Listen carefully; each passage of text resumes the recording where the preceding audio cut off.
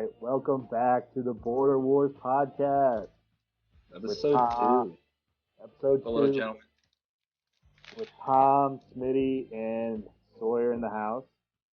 Louis, I know you're listening. Who's listening? I said Louis. Shout out Lou Dizzle. Shout out Lou Dizzle. Boys, what a week it's been. Pretty much the same old shit, different week. Quarantine still fully in effect. How are you? Speak for yourself. But hey, bright shining light in the midst of this darkness. Smitty is back in KC. How's it feel? How's it feel to be back, Smitty? That feels great.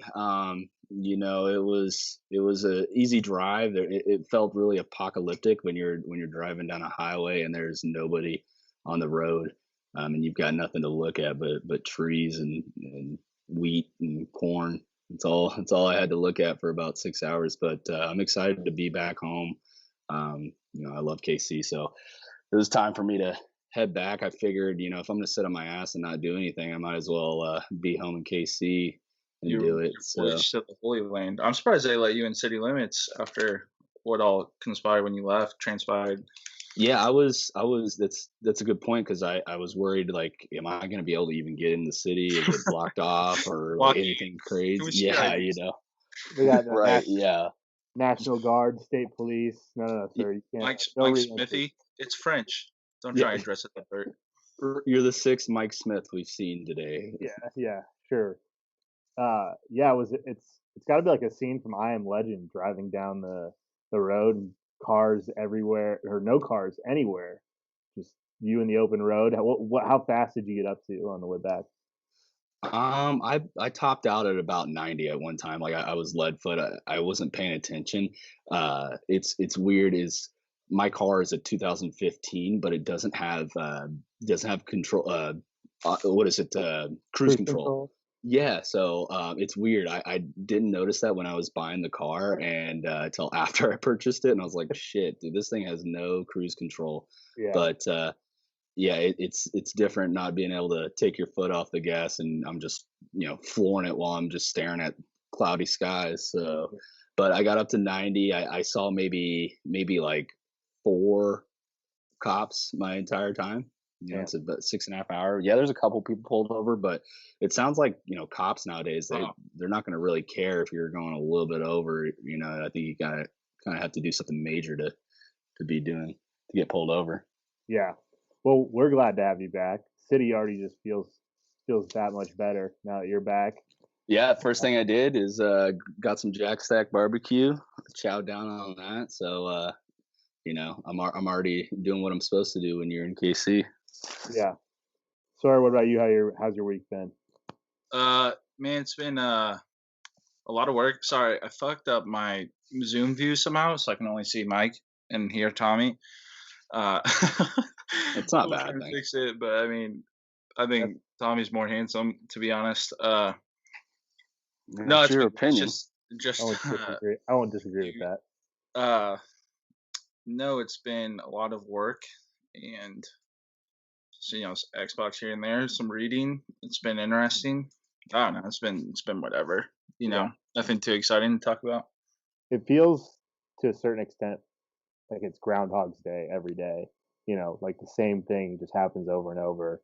You just kind of mix up the routine, try and make it a little different every single day. But for me, it's wake up, log onto my computer, do some work, take the dog for a walk, play a lot of 2K. And then, of course, finally, we got some new entertainment that we could take in yesterday with the release of the first 2 episodes of The Last Dance. And that was a big thing we had discussed, wanted to talk about. So let's just get right into it. I watched the first 2 episodes last night and was just itching for more immediately after the second episode ended. I thought it was going to be great, and it already exceeded expectations for me. So I don't know. I know both you guys were planning on watching. I know Smitty, you did. What are you guys' thoughts on the documentary last night? Dude, Dennis Rodman's a baller. He's so weird, but he's awesome. Yeah, he's a rebound machine. His intro, like it. Oh, shoot, I said that word. His intro was so simple, and it's in this formal setting of a documentary, and then it pans to him or switches screen to him, and he's like, "I'm Dennis Rodman. What's up?" I was like, immediately, I thought to myself, "I like this guy. Yeah. No matter how weird he is, dressing up in wedding dresses and whatnot, I can see Kim Jong Un's appeal to Dennis Rodman. You know what I'm saying? If I was a world leader, I'd probably have him come play basketball in my country. Yeah, or just Yeah. or just hang out with him. Like he sounds like he's probably a pretty good hang. Um, whether he's partying or I don't know if you guys ever saw that TMZ video where he helped like these two people like rob like an auto parts store. No way. Yeah, it's wild. Like he walks in and he's like trying to distract the people at the front desk while other people in the store like just raid the shelves and try and walk out with like all this gear and stuff. It's pretty wild. But I I think wonder if he's an accessory at that point, I think you are. I think where you you're can play dumb. You can play dumb and as if you had no idea what's going on. I don't know. yeah. His story is super interesting and you get a lot of it in they actually did a 30 for 30 on him. It's very interesting, very tragic, but yeah, Dennis Rodman, I'm looking forward to a lot more of him on the show because he is definitely the most colorful character on that team. Um, even without the crazy hair, he's definitely somebody that's super interesting. But the main focus, I mean, there was a little bit on Scottie Pippen, but the main focus was on Michael, at least in the first episode, kind of his upbringing and his rise to stardom. Um, and I think we've yet to see the version of Michael Jordan that he talked about that he thinks people are going to hate. Um, but I think that version of him is going to start to develop as the season goes on. Mike, what were your initial thoughts on the first two episodes? I loved it. Like you said, I watched the first two and I was ready for more.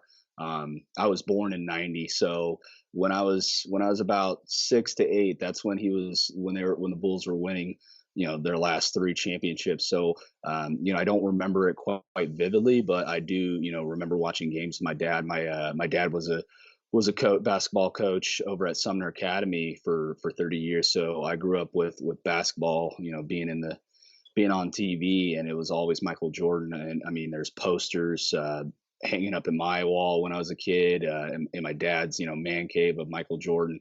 Um, I loved it, and truly, just from what I see on Twitter, is everybody else loved it. And other than people that are such, huge LeBron homers that they don't even want to admit that the documentary was good. I did see a couple people on Twitter. I don't know who, but they were just like, I'm still not that impressed. But I was talking with my dad.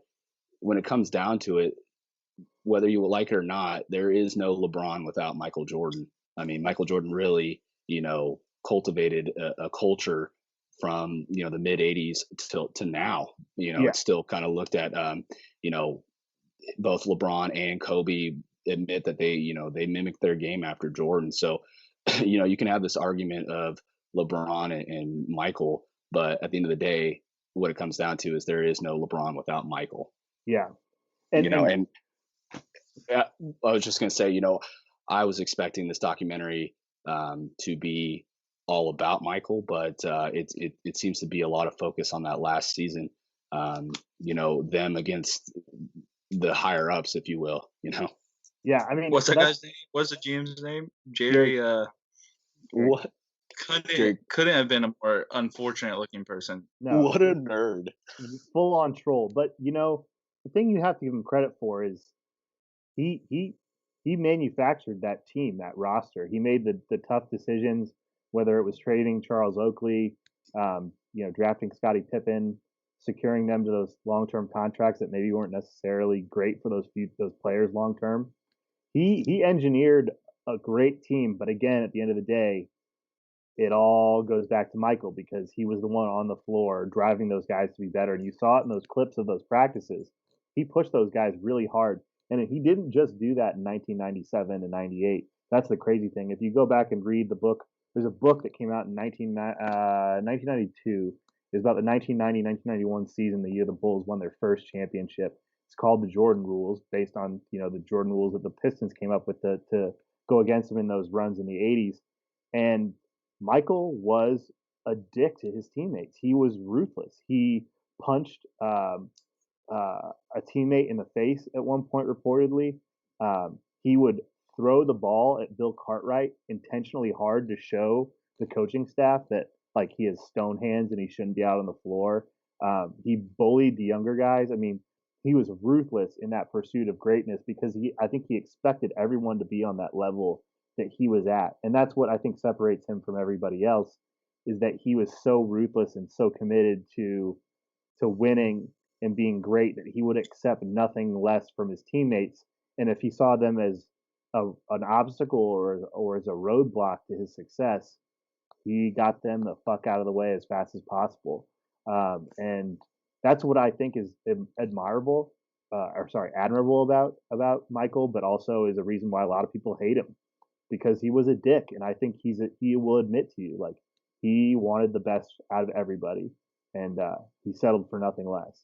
And I think we're going to get a lot more of that as the series goes on. Yeah, I think you hit it right on the head right there. Michael was an ultra competitive person. I don't.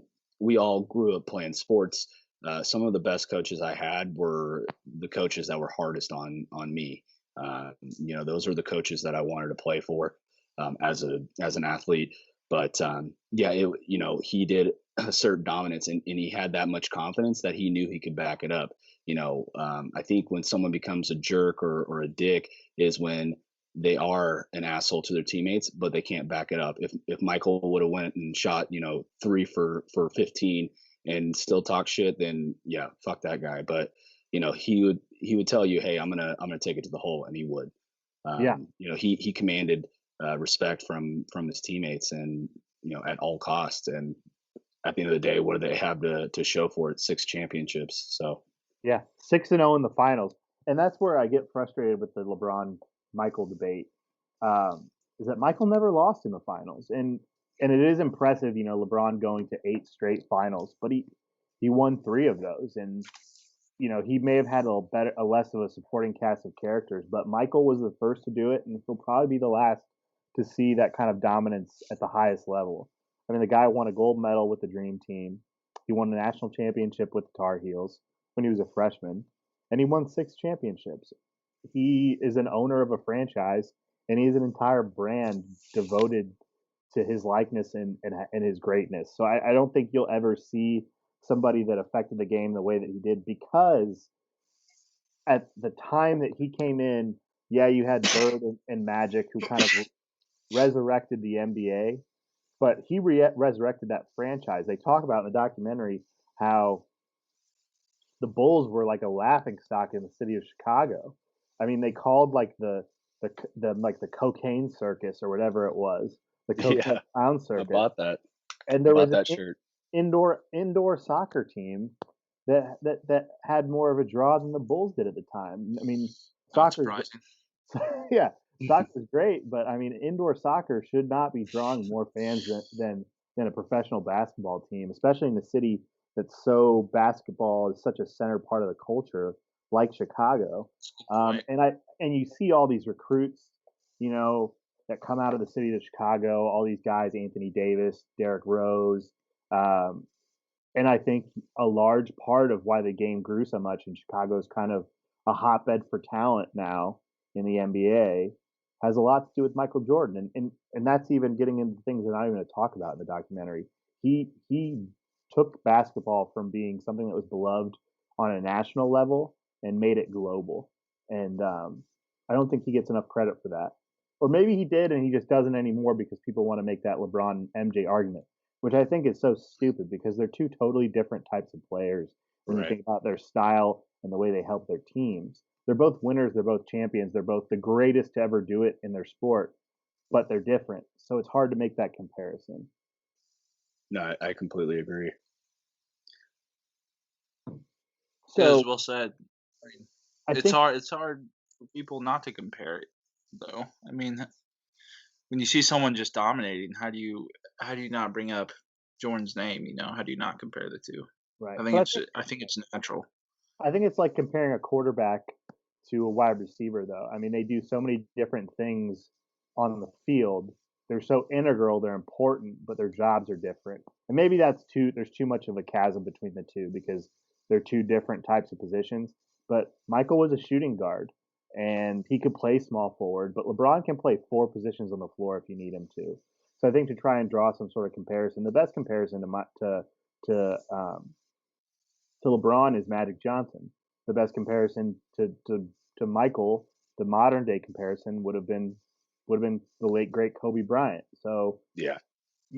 I think basketball people have difficulty separating how much positions in basketball dictate how we determine how good people are.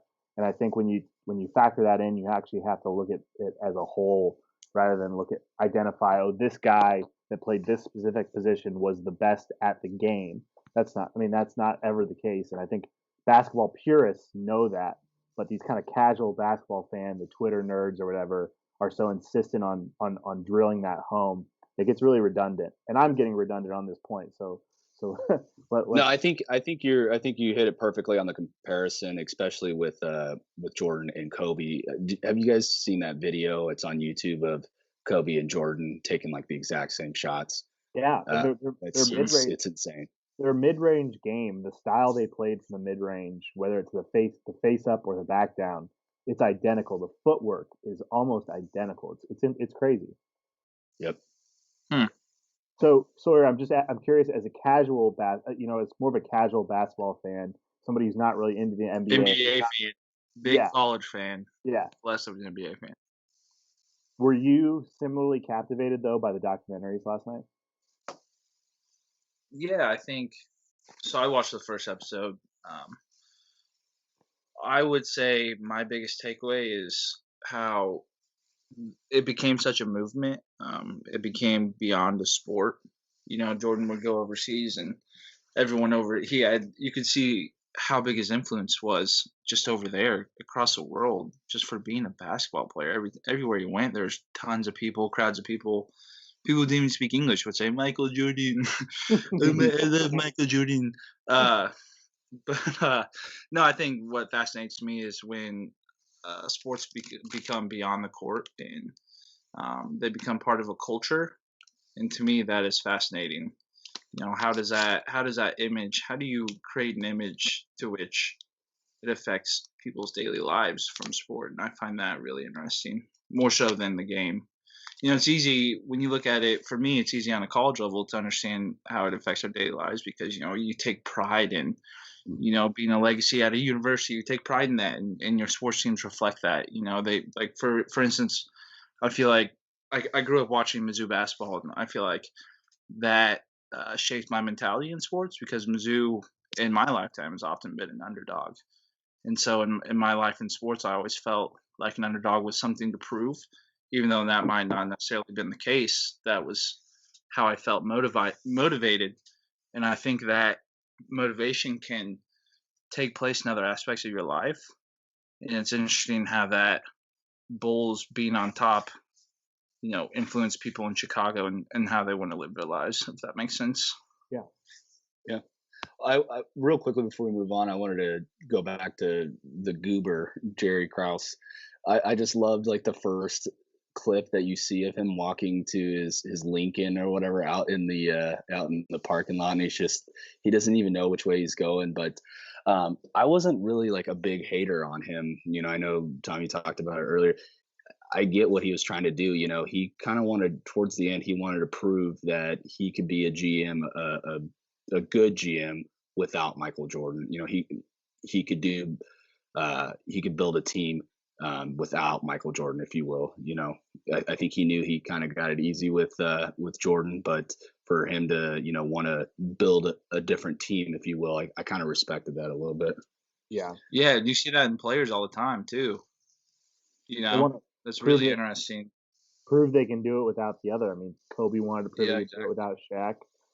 I think there were two things that struck me as sad in the two episodes. One was the relationship that Phil Jackson had with the front office, that Krause told him, I don't care if you win 82 games next year, Yeah, that's don't wild. lose, and you will not be the coach next year. That's so Um, negligent. yeah, it's incredible because Phil Jackson was one of those coaches who could get a team of very different people, very different types of players, get them to coalesce around an ideology, a goal, a common goal, and which was winning. He took very strong personalities and molded them and made them the best Yeah, possible version. yeah. He did that in Chicago and he did that in Los Angeles, and I hope his legacy is not harmed by his lack of success in New York. But he was able to take these big personalities and make it work. And I think that was really impressive. And I think the Bulls made a mistake in parting ways with him after '98 because part of the reason I think Michael retired in '98 for the second time was because Phil Jackson was going to be gone. And if Phil Jackson stays, who knows? Maybe Michael sticks around a little bit longer and they make another run. Scotty was definitely gone, and that's the other thing I thought was sad was the way that the front office and Jerry Reinsdorf and and Kraus approached that situation. I mean, he was the 122nd highest paid player in the league in the mid 90s, and he was probably the second best player in the league after Michael. People don't Yeah. realize how good Scotty was. Scotty could do everything. He could rebound, defend, score, um, and he was a catalyst for that team. The 2 seasons where Michael was gone playing baseball, Scottie Pippen led them to the playoffs and led them to competitive series, and the Bulls were still a good team when Michael Jordan left because of Scottie. And the fact that he was basically playing for peanuts that in that last season with the Bulls, I felt sorry for him because I think it changed who Scottie was. Um, they talk about his adversarial nature with Jerry Krause on the buses and in team facilities. And from everything I've read and heard about Scottie is that that wasn't who he was, but at the time he basically had been forced into this role of like villainy by the front office because of what I see as a lack of respect for what he brought to the organization.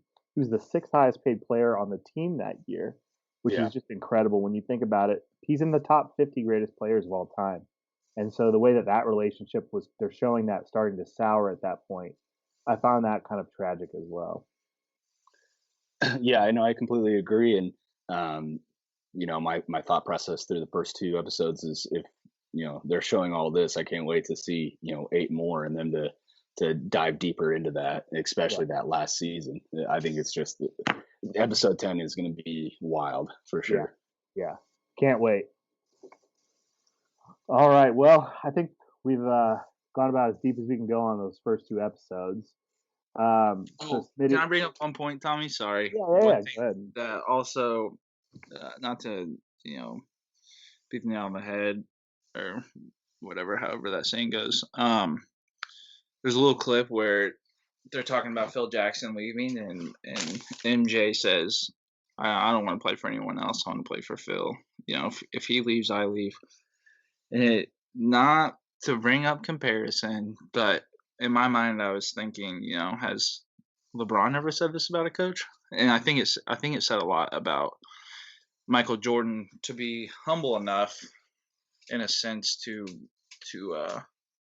be willing to play for a certain coach, if that makes sense. All the stuff with like Blatt and the Cavs and Lue, Tyronn Lue, it kind of makes you wonder, or focus on like the difference in personalities between the two players Yeah, at that point in MJ's career. yeah. I don't know if that was interesting. You don't really see that level of loyalty anymore in professional sports. Right. Yeah, that's a great point. So Smitty, you want to intro the next segment that we are gonna cover today? Yeah. I wanted us to kind of talk about this past college basketball season, especially with the Last Dance. Let's talk a little basketball. Yeah, I just kind of wanted to go over, the good, the bad parts of the season. Even though it wasn't finished, and I know K State and Mizzou have a little bit more blemishes than KU did this year, but yeah, no, I wanted to. I'll go ahead and start it off with K State. This was obviously a tough year to be a K State basketball fan. literally went from first to worst in a matter of one season. Um, kind of just stuck in a rock at a hard spot right now, just because there's just really no consistency right now with K-State basketball. You've got two different K-State fans. You've got the ones that have said, "Hey, Bruce Weber's led us to an Elite Eight. He's won two Big 12 championships." And then on the other hand, you've got the guys that are, we just had the worst. I think it was the worst conference season we've had in the past 30 years, which says a lot. So it's like, how does K-State go from the ultimate highs to the ultimate lows? And that leads into, Cardi transferring. Cardi Ajada, who would be a senior next year, is transferring to Virginia Tech. So it makes me think, what is really going on in Bruce Weber's program. So,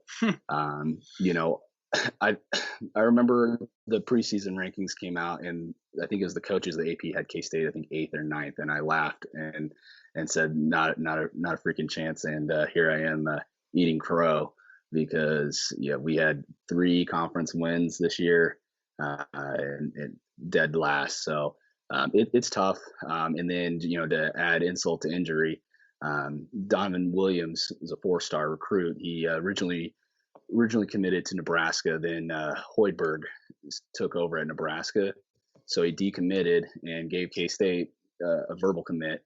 And then at the last second, he flipped and picks Oklahoma State. So, I don't know if that's a good thing or a bad thing. It seems like this kid could potentially be a head case, but it makes me scratch my head of what's really going on. I think at the end of the day, K-State fans really just want some consistency. And right now we're really not getting that with Bruce Weber. I don't know where I fall as a K-State fan, if I like Bruce Weber or if I hate him. I think it's easy for K-State fans to dislike him, because we went from Frank Martin to Bruce Weber. You have Frank Martin, who's this really intense, hard-ass coach, and then you go to Bruce Weber that's got this squeaky little voice and is kind of a little bit of a goober. I think Bruce Weber was in a tough spot to begin with. So but it's a little tough. But on the reverse side, though, K-State gets Shane Southwell back, who is an assistant coach with K-State. He actually, if that name sounds familiar to you, he played under Bruce Weber, and decided to sign on as a grad assistant. And he was with us for a couple of years. He left to go be an assistant at Robert Morris for a year, and then now he's back. Was he big? Yeah, and he's going to be huge. Does he have really broad shoulders? Was he just a unit? Yeah, he was a good ball player. Like you said, a big guy for K-State. And I think why he's so versatile to K-State's program is kind of like what we were talking about with the Last Dance, is players need a coach to relate to, and Shane Southwell is, he's young, he's played for Bruce Weber, he can connect to these players, I think, a little bit better than what Bruce Weber can. And he's going to be a phenomenal head coach someday. He just needs to get a little bit more time under his belt. But he went to Robert Morris. He got his chance at being an assistant. There really wasn't a position open up for K-State, and then one of K-State's assistants left this season, so he's back, and he's already offered a 4-star shooting guard for the class of 22. Which brings me to my next point. It's why it's not all bad for K-State right now, because K-State's 2021 class is ranked 18th in the nation right now, and we've signed players like Nigel Pack, Selton Miguel, Luke Kazupke. These are some solid 4-stars that could potentially play right away. So I think the next season K-State's going to probably struggle just because they're so young. I think Mike McGurl is pretty much going to be our only senior, and the rest are going to be sophomores, a couple juniors here and there. But we have a pretty strong 2020, 2021 class coming in. So I think K-State's about 2 to 3 years from competing, and I think they could be really good if these players, stay on the next few years, barring transfers, injuries, or going to the draft. What's their issue? Why, What's the issue? Why did they lose so many games? Well, we lost. I mean, we lost Dean Wade. We lost Cam Stokes, Barry Brown. I think we were expecting K-State was expecting Cardi and Xavier Sneed to kind of pick up the slack, and unfortunately, at the end of the day, X and Cardi aren't your guys that you need, 20 from them consistently. They're not going to give you that. They're more of a role player. And I think that's where they shine. They didn't really handle being the guys, being the number one guy on the team. And that's where I get a little, concerned with going forward with K-State is who's going to be the leader the next few years, because one of these guys has to step up. I think Bruce Weber's kind of MO is he kind of lets the players, become their own leaders. Barry Brown was a big leader the season before. Same with Dean Wade, big vocal leaders. But I don't know who's going to be a leader for us next year, because Mike McGurl Senior, he's not going to, as soon as he's done playing at K-State. That's the lamest Division I basketball player name, Mike McGurl. Dude, it just does not strike fear into the opponent. His hair, dude, he's swaggy. He rocks the short shorts and the dreads. I love it.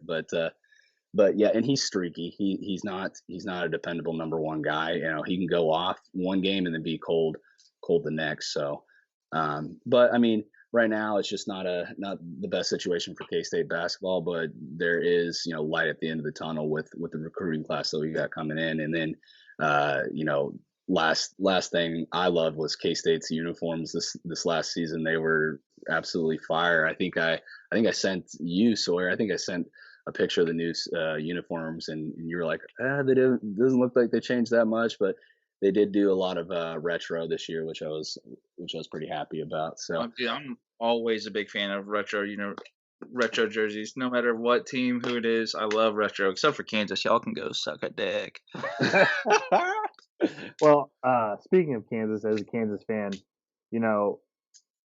it's frustrating when K-State isn't as good as they usually, as in years past, because that rivalry is really all we have now in the Big 12.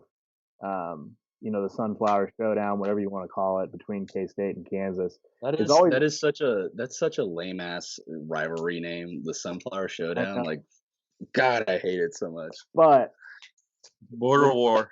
When those two teams are good, those are some of the best games of the regular season, Big 12 regular season games of the year. When either when it's K-State in Lawrence or when it's Kansas playing K-State in Manhattan. So I would love nothing more for K-State to be above average and, maybe give us a run for our money, maybe push it to a, 6-7 point win a couple times next year. That's what I really hope for out of the 2020-2021 squad. I don't think you're going to get that from them next year, but like I said, maybe about 2 or 3 years. I think it's going to be these pretty intense games that we've come to appreciate the past few years. Yeah. Well, I guess I'll take a swing at. Hold up, real quick. Bruce Weber, he didn't recruit Dean Wade or who was the other guy that went to the NBA? Who Mike and I placed a bet a couple years ago that $100. Barry Brown. Yeah, he recruited him. Barry Brown. He recruited Dean Wade and Barry Brown. Okay. Yeah, those were his guys, and that's kind of going back real quickly. How long's he been there? How many seasons has he been at K-State? Like I think it was like 9 or 10. He's been there for almost 10 years now. A decade? What? Somewhere around there. Yeah. What's his overall record? Do you know what his win percentage is? Not off the top of my head, to be honest with you.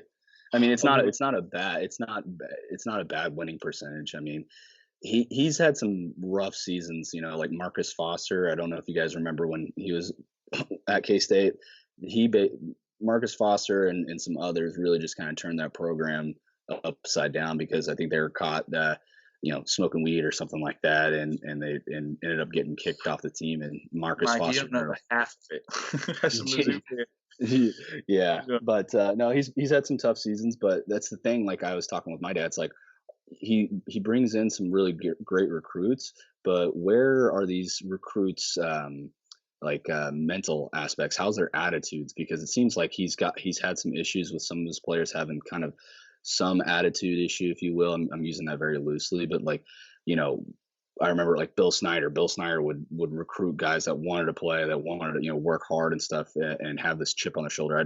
I don't know what kind of recruits Bruce is getting, personality wise, I guess, because on paper they're solid. But sorry to interrupt you, Tommy, and the Uh, Chicken Hawks.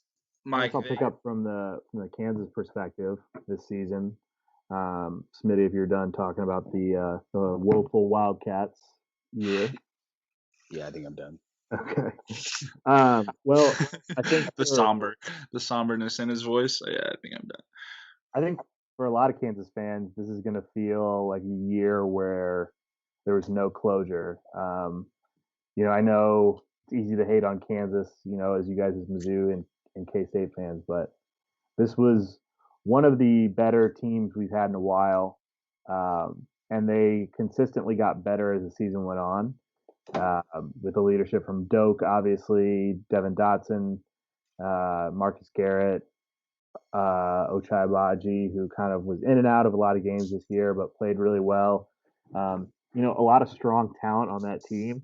Obviously, Dotson and Azubuike are gone for next year. Dotson made it pretty clear that he's not coming back for his great news, honestly. season. But Marcus Garrett is going to be coming back for his senior year, which is at least a little bit of good news in the midst of the departures of Azubuike, who's graduating, and of Dotson. But it's going to be interesting next year, kind of who steps up to be a leader on that team. I mentioned Agbaji kind of falling in and out of games this past year. He was strong in some, weak in others.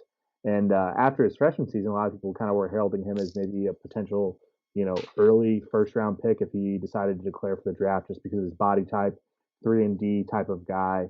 So it's going to be interesting to see kind of how next year shakes out. But this season, I mean, it looked like at the beginning of the Big 12 regular season that, Baylor was the predominant favorite to win the Big 12 title this year. And that Kansas team just came on strong, won a lot of big games in the Big 12.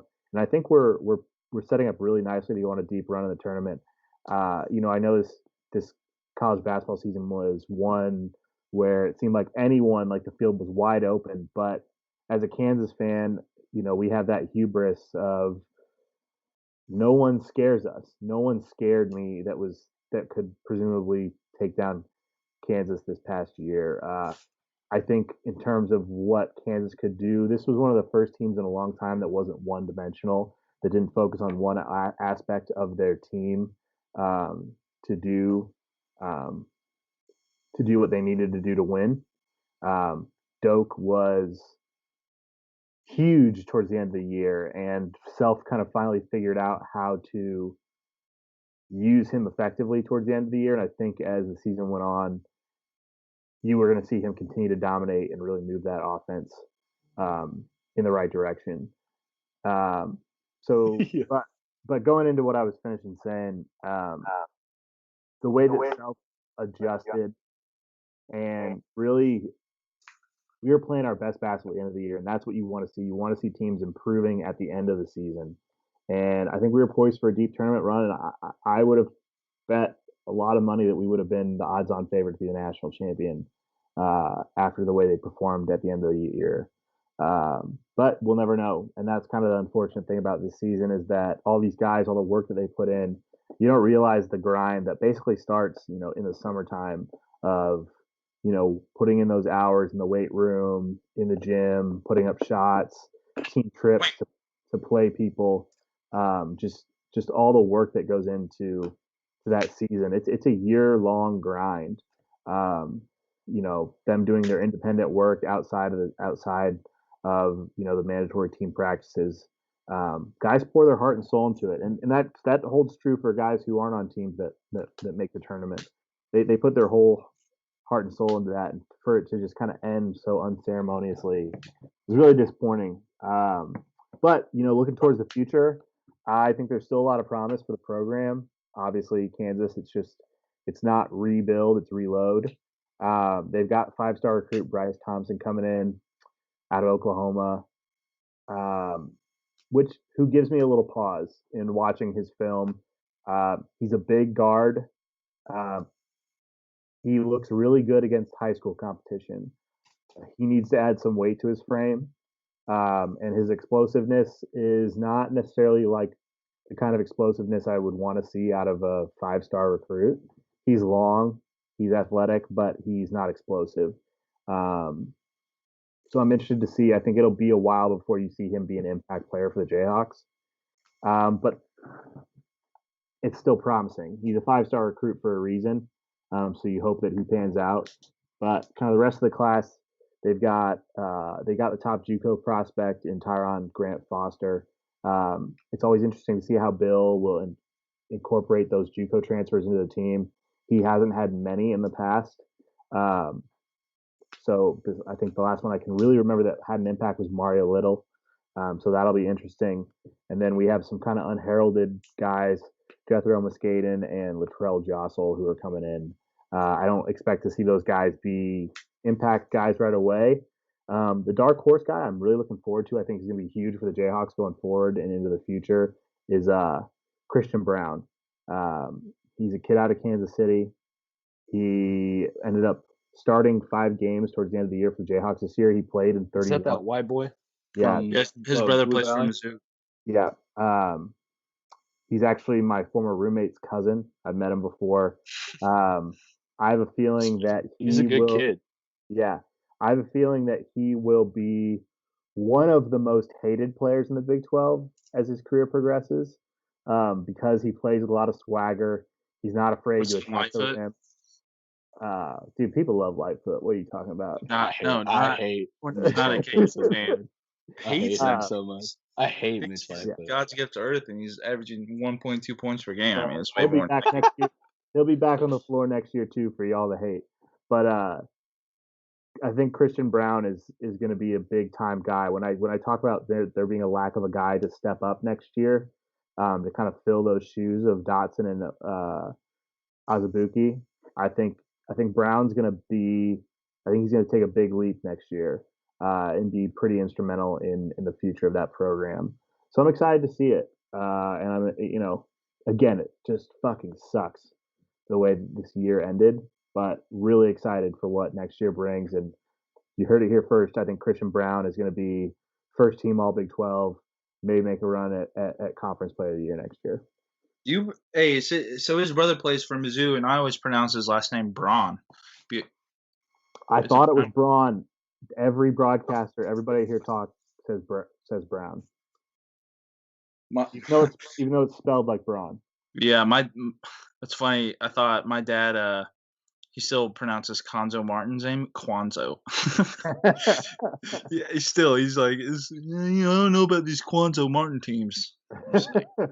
Dude, my dad does that with people's names, so like he just like butchers them and doesn't even try to correct himself. I'm just like, oh my god. Tommy, do you think is there a part of you that thinks Bill Self is okay? This is such a generalized statement. Is there a part of you that thinks he's a douche at all? Like in the not just to generalize it, but like the way he carries himself, he gets after refs. He's pretty condescending in his interviews. Is there a part of you that thinks this? No. Sees it. I don't think. I don't think he particularly gets after the refs more than any other coach does. I think he's particularly hard on his players in the game. Yeah, he definitely is.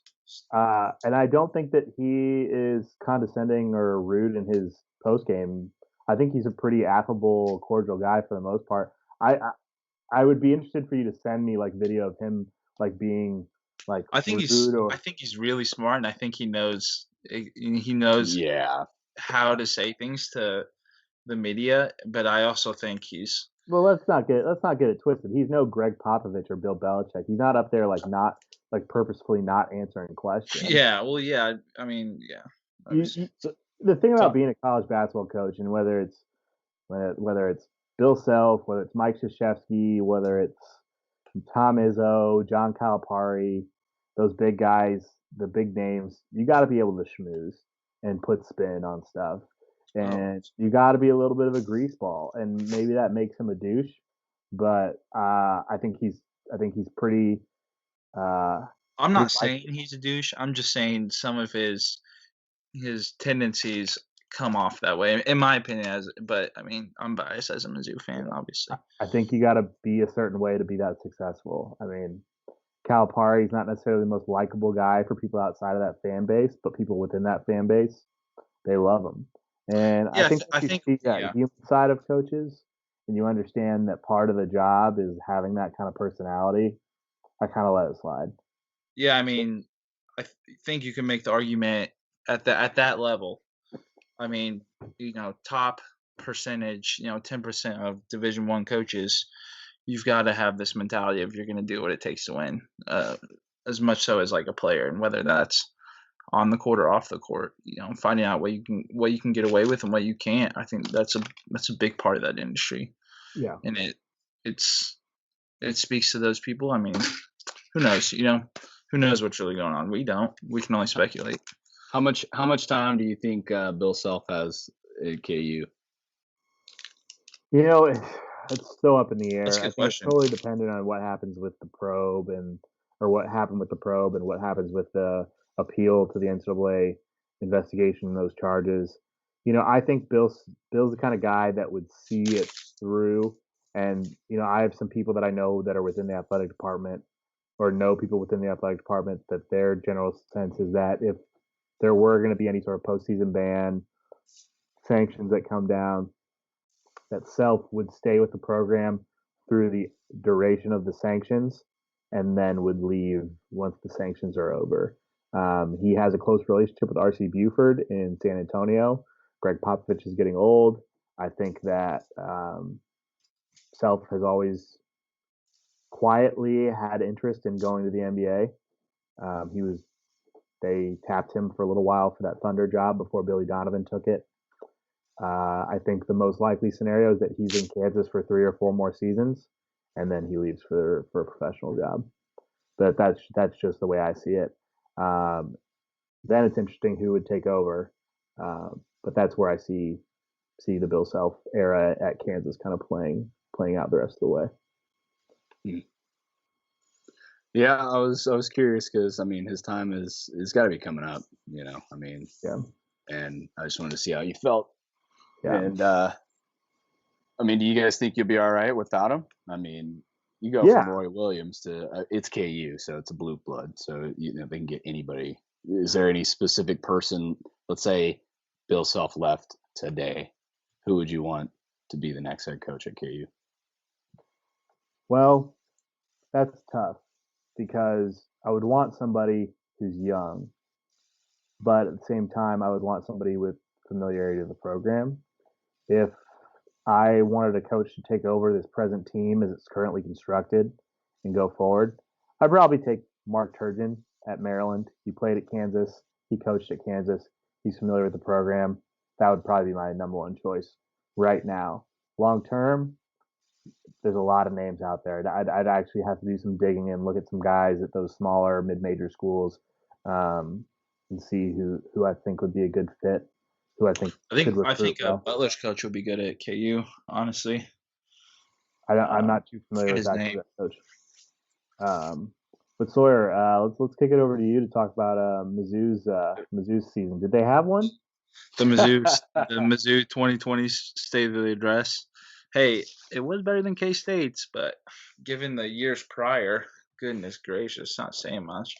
Mike, I just want to, on behalf of Mizzou fans, welcome you to the state of limbo that is losing awfully bad losing seasons in college basketball. I worded that really poorly, but it is.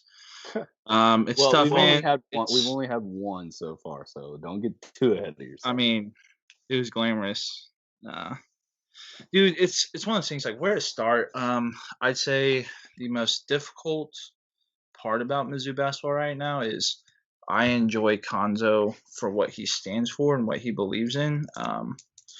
But there's so many flaws with the basketball team on the court that it's hard to overlook the flaws. So in my mind, it's this dichotomy of like, we want a leader who, the most important thing I think you could argue is you want a leader that's going to cultivate the growth of young men adolescents who are becoming men. And that happens on the court and off the court. And you want somebody who's going to lead them in the right direction. And Konzo does that, in my opinion. From everything I've read, or every interview I've listened to, everything I've seen, I like that. But the product isn't there on the court. And so we all know at some point, that tipping point is going to occur, which sucks because I like him as a person. I really do. But the results aren't there. Okay, you know how we often hear that there's two types of coaches, which is really foils it down, the complexity of coaching. But, there's the X's and O's, and then there's the motivator. Well, Konzo obviously is I don't know how much Mizzou basketball you've watched, but Konzo's a motivator. And so a lot like Bruce Weber, he harps on defense, which, if you have good defense, can make up for an inability to score the ball efficiently, which Mizzou has had for like 8 years. And so there's just so many things to talk about.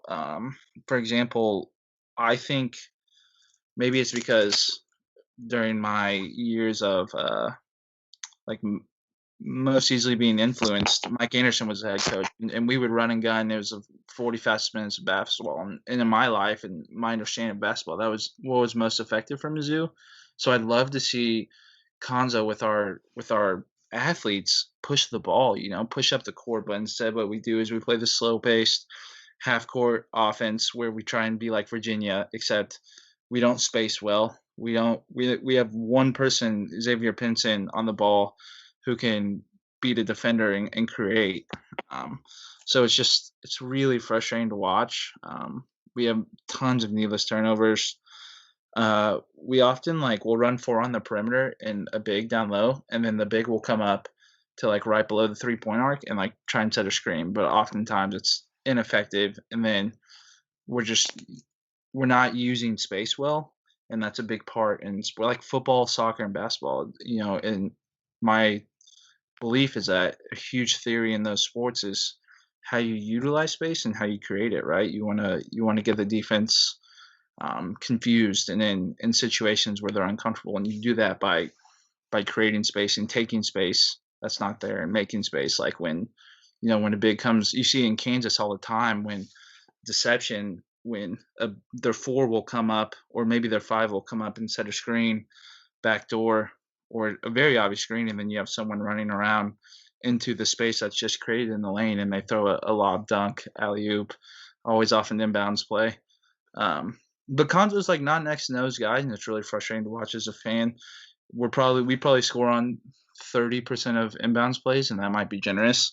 And 3 out of 10 possessions in a game, if you're getting a bucket, it's not very good.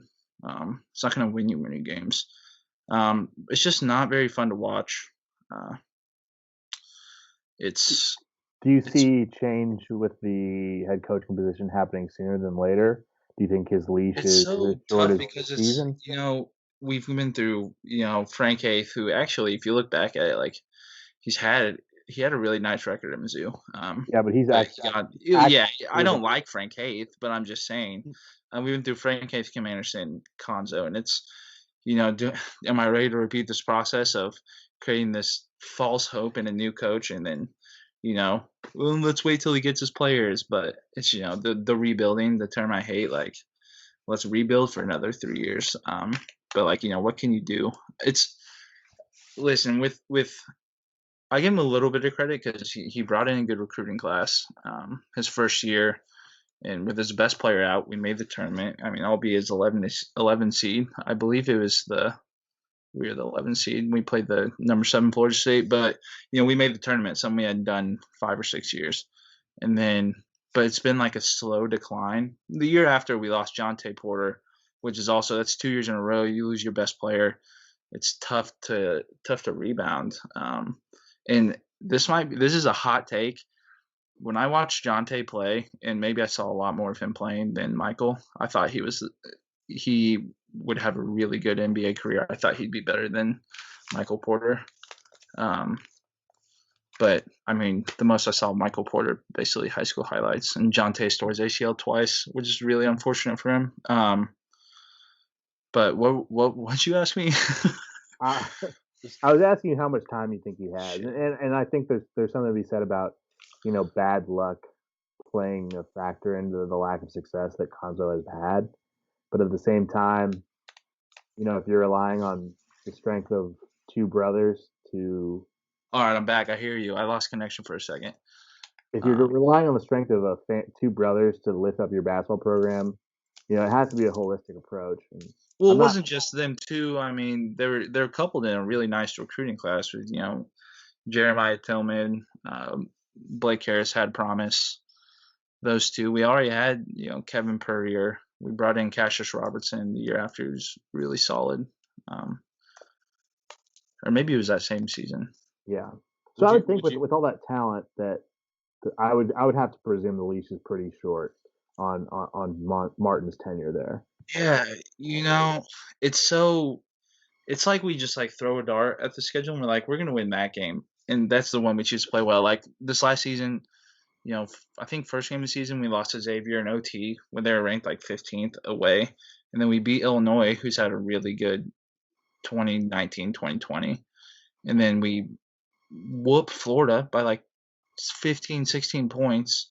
We whoop Auburn, but after we beat Florida, we came back and lost to Mississippi State by 24. Mm-hmm. And then it's how do you beat a ranked team? How do you dominate them on the road and then come home and lose by 24? Yeah. Just it's so sporadic and frustrating. Ugh. Would you take Quinn Snyder back right now if he came back? Probably not. I'm not convinced Quinn Snyder's a very good coach. I've watched too many speeches from Quinn Snyder. Coach Snyder. I love Quinn Snyder as an image. But I don't think he's a very good coach, to be honest. I'm gonna have to respectfully agree to disagree with you there. I think Quinn Snyder is a pretty good coach, as evidenced by him being successful with some pretty mediocre Jazz teams. And also, I mean, the last time I really remember, obviously before Frank Haith and Tim Anderson, Quinn Snyder had some very good years at Mizzou, kind of in the shadow of the Norm Stewart era. I know he had his, dabbled in a little bit of the nose candy and had some controversial stories, but I think Quinn Snyder's a good coach. And there's actually a really interesting article in The Athletic that I'll have to share with you guys about. He was kind of one of the first to sound the alarm on the coronavirus issue in the NBA. And it's interesting because his team kind of was patient zero for how that all went down. But not to go too long on that, but I do think Quinn Snyder is actually a really good coach. I think he just was in unfortunate circumstances. I don't think being a college coach is the right environment for a guy like Quinn. I think he needs the structure of a professional league. Yeah, that's a good point. Too many freedoms as a college coach. Yeah. Too much at the tip of your fingers. Right. Stay focused. Yeah. Have you guys seen the Quinn Snyder? He goes, Brian, it's Quinn Snyder. Yeah. I like it. It's one of my favorites. The prank call. I like your jump shot. There was a Quinn Snyder halftime speech video floating around, and it was I think it's Keon Grimes walks into the locker room, or maybe it's AJ Johnson, Arthur Johnson, and Quinn Snyder, he sits everyone down and he just looks right at him. He goes, man, that was a great rebound at the end of the half. He's like, you rebounded the ball so well. And he was like, can we, and he just so nonchalant, he's like, can we do more of that? And I was just like, oh. All right. Well, for the sake of time, let's move. Don't want to cut you short on the Mizzou talk, but it sounds like there's hopefully better days to come for Mizzou basketball. But let's get into the conclusion of the show. Smitty, you got us a couple things to close out with. Oh, can I say something real quick? I'm so sorry for interrupting. I meant to say this at the end. I think it was Jordan's sophomore year. Mizzou beat Jordan, and then I was reading this on Twitter last night. And I don't know if you know the name John Sumvold, but he's kind of one of the Mizzou all-time greats. He said in the NBA, and this speaks to how Jordan was as a person, which I've kind of grown to really appreciate Jordan the last 24 hours. But he said Sumvold said every time he saw Jordan in the NBA, whenever they'd go up against each other, Jordan would say, ask him, how's Norm Stewart doing? How are those Tigers doing? Which I thought, and this guy subtweeted was like, was he being sarcastic? And Sunville said no, he was being genuine. He's a class act, and I was like, oh, that's pretty awesome. That's good to hear. All right, Smitty, you're up. Yeah, so it went over well last time, but the pick 3 KC. Last time we did barbecue, and today we wanted to do pizza joints. And there's a lot of good pizza joints in KC. Like me being up in Minneapolis, I've realized like they don't have shit for pizza joints up there. So we've been spoiled down here. So I'm gonna start it off. My top 3 pizza joints: the Bronx, Solid. Artigo, and Minsky's, which like that's kind of like a broad range. Minsky's is obviously like the big hitter. That's kind of like the Joe's KC of barbecue, like to pizza. Minsky's, I think we've all grown up. We love Minsky's. The Bronx, like it's a little different for me because I'm kind of like a thicker crust guy. I like deep dish, but I Thick just boy. love. Yeah, I'm getting thick. But yeah, the Bronx, they're just like it. That's like a premium New York slice right there in KC. And then Artigo, like I don't know if you guys have had it. It's off 39th Street, right by Q39. Yeah. What's his name? Is Joe Perez. He used to be a receiver for the Chiefs, but is he the guy who threw the New Year's parties? Yeah. He got in trouble. Yeah. But no, you walk into Artigo and like there's badass paintings everywhere. Like Jimi Hendrix, like a lot of musical artists. Like that has nothing to do with pizza. I'm just talking about the experience, dude. but yeah, the ambiance. Like the place is cool, but the pizza's like even better. My favorite ambiance is drunk girl by me asking me for the sausage off the top of my sausage pizza from Joe's and Kelly's. I'm sorry, I totally just. I'm sorry, Mike. I'll let you talk. Edit that out. I'm done. Your MO in this show is quickly becoming, can I say something? And then going ahead and saying it. And then jokes where like the structure of it just completely gets jumbled while you're saying it. Can we edit that out? I'm sorry. No, save that clip and email it to our friends. Yeah. Smitty, go ahead, Mike. The Bronx, you were talking about the paintings. I'm done. No, dude, don't do this. Go ahead. Don't do this, Mike. I already said it. No, you didn't. You were balls deep. Yeah, I respect those choices, although I've never had Artigo. I've gone there for a drink like while waiting for Q39, but I've never had it. I would have to say my top 3. Y'all know I grew up in Waldo. So just from nostalgia and the ambiance, and I know some people hate on it, but Waldo Pizza has a special place in my heart. There's nothing like going there on like a Friday night with your friends when you're in middle school, a hot pie coming right That's out awesome. of the oven, just it playing arcade games, Pac-Man, Galaga, like the pizza still, like every time I have a slice now, it just brings me right back there. And then they also have a fantastic St. Louis style pizza that honestly I would put up against any St. Louis style pizza, even Emo's in St. Louis. It is absolutely delicious. So that's like my nostalgia pick. Then I'd have to go. Obviously, I think Minsky's is outstanding. I love Minsky's. I love that they do their meat toppings underneath the cheese. I think that their sauce is the best sauce of the pizzas in the city. It's really good. If you like tomato, it's got that like very rich, sweet tomato taste, but with like very well like spiced. So they're obviously up there. But then my favorite place to grab a slice, I discovered this when I moved back to Kansas City in 2014 and lived off of 47th Wyoming in West Plaza. Johnny Joe's Pizza off of 47th Street is probably my favorite place to grab a slice because you literally can go and grab a slice. It's New York style pizza. They have it ready in that display case. They take the slice off, put it in the oven, reheat it, or you can buy a full pie. The first night I moved into my house that I lived in over there, my friends and I went out. You can BYOB, you can bring a 6-pack over there, sit on the porch, have a beer, have a slice of pizza, and I can house like 4 slices of their pizza if I wanted to. It's super good, big fat slices, reasonably priced. Johnny Joe's Pizzeria, I think, is the best pizza in I town. might try that out.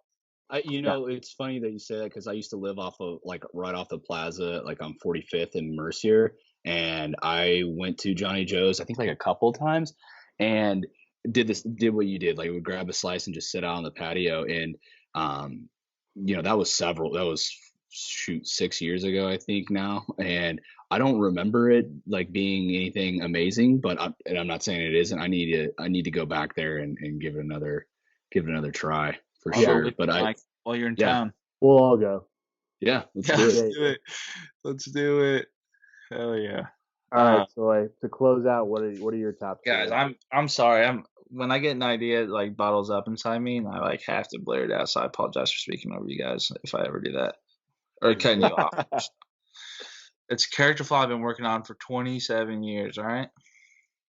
Hey. All right. I'm gonna throw Minsky's in there for the said reasons. I'll throw Leo's in there. Just being a Northlander, I really enjoy the Provel cheese. The fat boy in me likes it. Although, whatever, we're not even gonna dig into it. And then number one, man, that little Joe spot right next to Kelly's. Throw some honey on those bad boys, dude. And I think it's because I'm drunk every time, and I never knew like how good honey was on pizza until Joe's. It's a move, man. Yeah, like people really frown upon it if they've never tried it.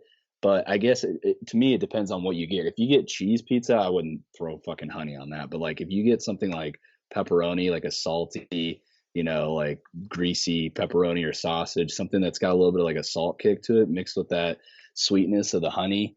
And plus, I throw crushed red pepper on my pizza. Like it's prime. Like that is. I've never been more sloppy than leaving Joe's like with 2 slices of pizza in my hand. And a little someone right here. Yeah. you got a arms like this, slice of pizza with a plastic paper plate underneath. 2 girls, pizza, honey dripping everywhere. I mean, I couldn't paint a better picture, Like name a more iconic scene than just like 6 drunk girls sitting out in front of Joe's, just drunk, eating pizza. My iconic scene is sitting at one of the bars by myself, eating the slice while I'm watching 10 girls in line to talk to Ryan at the bar. I mean, God damn. But not anymore. We should probably not go out with Ryan anymore. He's a lot better looking than all of us. Yeah, I mean, it is what it is. Man, hey, if it's like Vincent Jason, we're a bunch of turtles. What'd you say, Tommy? Sawyer, we've been out together. We wingman each other pretty well. Yeah. We get each other to the point where it's on the other one to execute, and then I get stage fright, man. I do too. But I don't know. It is what it is. We'll work on it together. May 1st, I second that notion, Tommy. Like, when we were out in Kelly's after winning the Super Bowl, I had a girl take a shot, but not swallow the shot, grab me, make out with me while spitting the shot into my mouth, and I was drinking the shit out of that, and I probably got coronavirus at that time. But Mike is a wild man, whispering sweet nothings into baby girl's ear. Baby girl. And the guy just says some incredible things. I want that version of Mike on one of these bad boys. Yeah, we should do a drunk podcast. We gotta get really drunk one night and do it. Oh man, we're really gonna put Tommy's editing skills to the test because we're gonna be saying a lot of stuff that we should not say publicly. Yeah, I'm sober now, but I'll still participate. There you go. All right, boys, another great episode. Even with technical difficulties, let's pray it all comes out in one finished product. I will talk to you boys next week. Stay healthy, stay safe. Smitty, so glad to have you back in KC. Go get a slice pizza. Slice pizza at Johnny Joe's. And to all you listeners out there in KC and around the country and around the world, stay safe, stay healthy, hang in there. And we'll talk to you guys next week. Yeah, thank you everyone for listening. Except for you, Paul. Later.